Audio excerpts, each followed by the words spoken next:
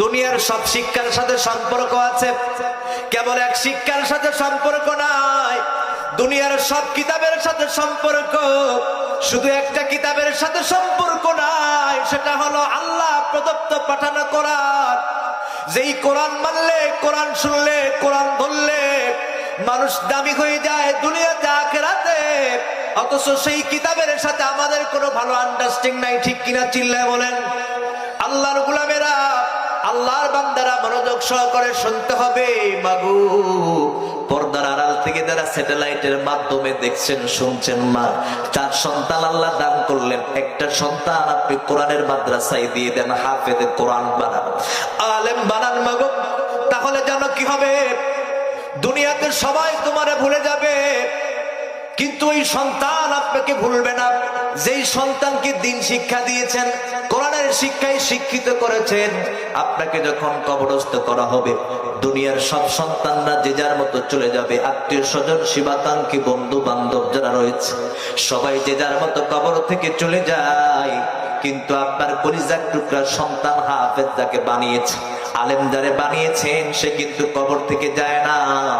মায়ের জন্য ব্যথায় ব্যথিত হয়ে পড়ে, বাবার জন্য ব্যথায় ব্যথিত হয়ে পড়ে, শেষ পর্যন্ত কবরের পাশে দাঁড়ায় দাঁড়ায়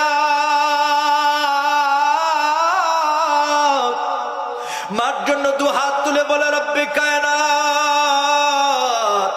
রব্বির হামহুমা কামা রব্বায়ানি সগীরা। চিৎকার করে বলেন না আল্লাহু আকবার। আল্লাহর হাবিবের বর্ণনায় বিশ্বনবী সাল্লাল্লাহু আলাইহি ওয়াসাল্লামের কথাকে ওমর রাদিয়াল্লাহু তাআলা নোট করে জানায়া দেন। আল্লাহর হাবিবের বয়ান বক্তৃতা আমার নিজ কান দ্বারা শুনেছি। আল্লাহর হাবিব বর্ণনা করেন, কোন নেককার সন্তান যদি মা বাবার কবরের পাশে দাঁড়ায় এই দোয়াটা একবার পরে, রব্বে কায়নাত তার দোয়াখানা কবুল করে নাই, চিরজীবনের জন্য সন্তানের হাতের ওসিলাই দোয়াখানা কবুল করে নিয়া চিরজীবনের জন্য মা বাবার কবরখানা জান্নাতের টুকরা বানায় দেয়। ও মা, যেই সন্তান মারা গেলে, তুমি মারা গেলে, যেই সন্তান তোমার কবরের পাশে গিয়া কাঁদবে, দু হাত তুলে আল্লাহর কাছে কাঁদবে।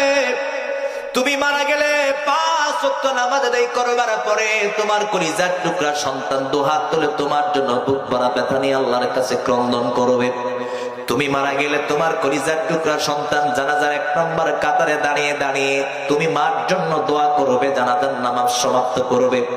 এমন একটা সন্তান পৃথিবীতে তৈরি করে যাবা, এই চৌরাস্তা মাদ্রাসায়